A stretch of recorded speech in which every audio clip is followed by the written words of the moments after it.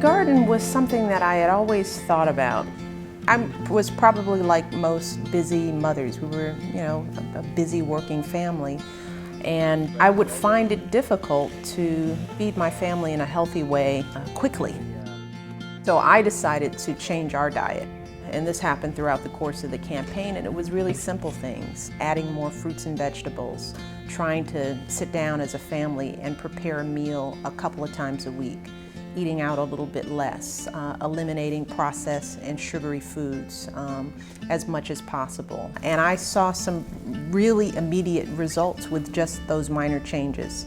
And I thought, well, if I could help other families kind of learn these small changes in my role as First Lady, that would be a good thing. Today we are amending our soil, and we've gotten our soil tested. It's actually in really good shape.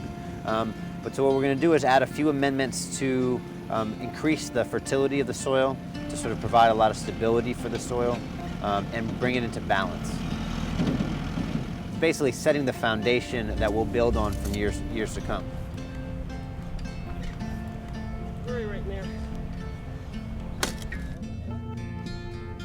We're doing our first till. We're churning over the soil, we're going down 6 to 8 inches deep, and then we're going to spread some amendments.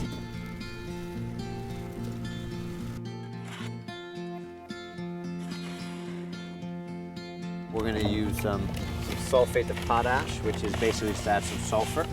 We have a crab meal, which is going to add our calcium and nitrogen, which is absolutely critical.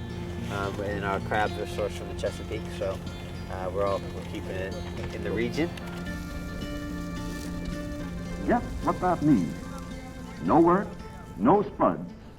No work, no turnip, no tank, no flying fortress, no victory. Bear that in mind, all you victory gardeners, and work for victory. This is the first vegetable garden since Eleanor Roosevelt's victory garden in World War II. When we look back at the records, was actually had a really tough time getting it established. And in the end, it was a plot, probably about the size of one bed that we have here, that one of the daughters of somebody who worked here tended to. So as a sort of really productive, feeding a lot of people garden, this is the first one in well over 100 years. The seeds that we're using from Monticello that Thomas Jefferson had passed down were given to us by Peter Hatch, who's the head gardener at Monticello.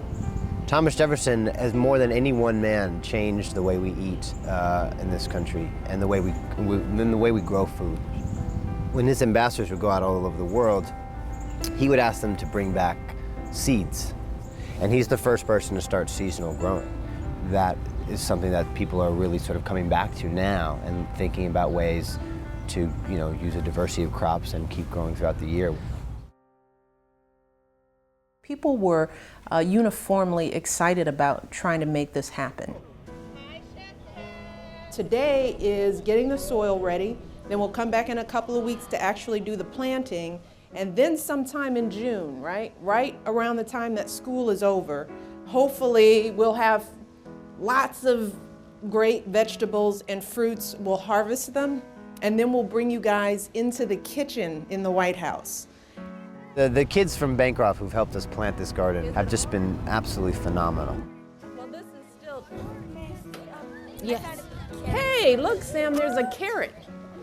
Four of them came and gave these talks about what they've learned. It was just mind-blowing. One kid talked about how she now eats all of her fruits and all of her vegetables at dinner, and her mom is noticing the difference, but that her favorite vegetable is carrots.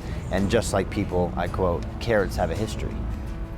The kids took this to a level that I could never have even imagined. They've just been tremendous. We wanted the focus to be on kids because you can affect children's behavior so much more easily than you can adults, and I saw that in my own life. My kids, jumped on the new routine and didn't miss a beat, and they began to monitor our behavior more so than I was monitoring theirs. And also I want to encourage people to think about doing more family meals. We found that we've been able to do that. And you know, part of the message is if the President of the United States can sit down with his family and have dinner, hopefully more families find the time to do the same thing.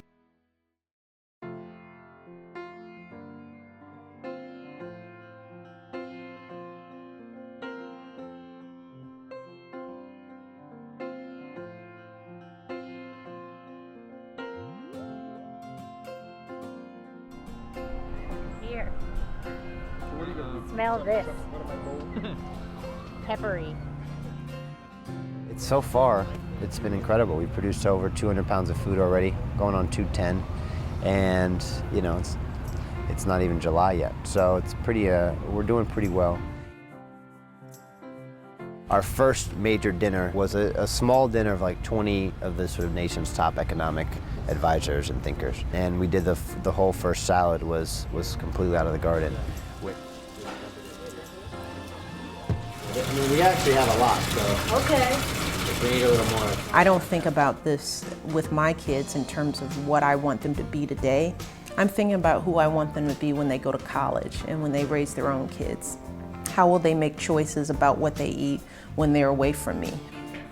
What will be the messages that are in their head as they think about, you know, whether they're going to drink the soda or whether they're going to have a glass of water? How will they engage their own children in these messages early on so that these become habits that are just a part of life and not something that you have to change in midstream? So the garden is really an important introduction to what I hope will be a new way that our country thinks about food.